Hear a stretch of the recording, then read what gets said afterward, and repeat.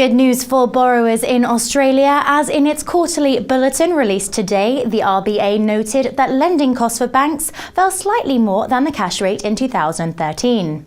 On the line to discuss this and more from today's report is Martin Whetton of Nomura. Martin, hello. Firstly, tell me, do we see this lending data as a positive step in efforts to rebalance the needs of household and business sectors? Yeah, we do to an extent. Interest rates in 2013 on the cash side fell 50 basis points, and in lending rates a little bit more than that, which was largely driven by demand for credit paper and the better conditions that we were seeing in the economy globally. One of the things, while we do see it as a positive step, one of the things we must remember, of course, is that the actual demand for credit in Australia has not been terribly great. So credit growth has been quite low and remains around the level of 3.5% to 4% year on year. So while a positive step, it will take a little bit more time to actually filter through to the economy.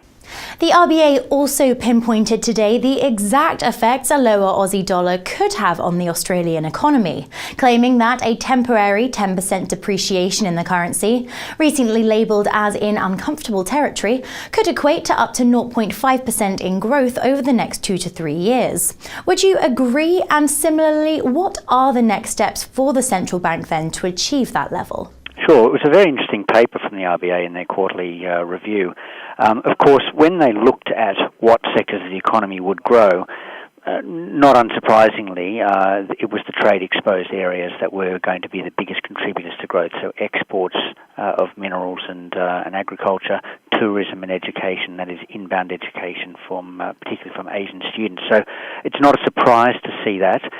In terms of a ratio of 10% to 0.5, probably interesting on an academic level to see that.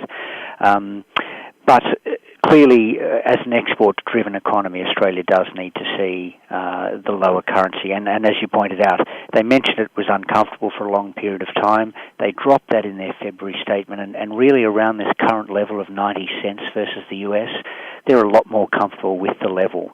They would like to see a bit more of a fall, and their target range is between here at 90 cents and 85 to try and give them a bigger exposure to the export sector, which would help rebalance the economy from just mining investment to more the export side of the economy. Now, the RBNZ last week made the move of becoming the first developed nation central bank to hike rates, also outlining their intention for further hikes through 2014. Is the RBA's continued neutral bias somewhat of a surprise, therefore, with March meeting minutes indicating that rates will remain on hold for some time? Not really. I think it must be pointed out that the Reserve Bank of New Zealand has had a number of different factors at play in their economy. They've had inflation above their target, and they have a lower target of 1 to 2%, whereas Australia is 2 to 3% over the life of the cycle. RBNZ is a very strict hawkish inflation targeter as well.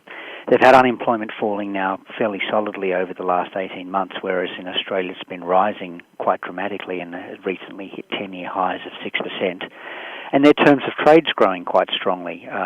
Whereas Australia was the exporter of rocks and rocks to Asia, New Zealand is the exporter of milk, and that has meant that the New Zealand economy has seen a fairly strong recovery in the last 6 months to 1 year, and the Reserve Bank of New Zealand has been very careful to say that rates will go higher. Of course, the two economies are reasonably well synced, and at some point the RBA would certainly look at Reserve Bank of New Zealand's strong economy and wonder whether or not that will filter through into Australia at some point and whether they will follow on. But it won't lead them on its own to hike rates by themselves. So lastly, Martin, ideal economy versus real economy. Where do you see the Aussie dollar headed in the coming months? We see it deflating slowly from here. So from the 90 cent level, we do see it falling down towards the 86 to 87 level by the end of the year. Now, this is partly in response to the stronger economy in the US, and we saw that overnight from what Janet Yellen and the FOMC had said, and the continued path of QE tapering to take place over the course of the year. But we also see that there is a headwind to a strong fall in the Aussie dollar, and that is particularly that the Japanese investor base, who is very prominent in Australian dollars and owns roughly 1/3 of the Australian government bond and spread product market, they tend to be very FX focused. And one of the things they're looking at is that the RBA has moved to a neutral rate bias, and when they move to a tightening bias, we should see a significant inflow of Australian dollars from these Japanese investors, as we've indeed seen from from New Zealand, or for New Zealand, in the last 6 months, as they've looked towards their hiking, and certainly since they've hiked rates a few weeks ago. Martin, thank you for your time and comments. That's all from me. Goodbye for now.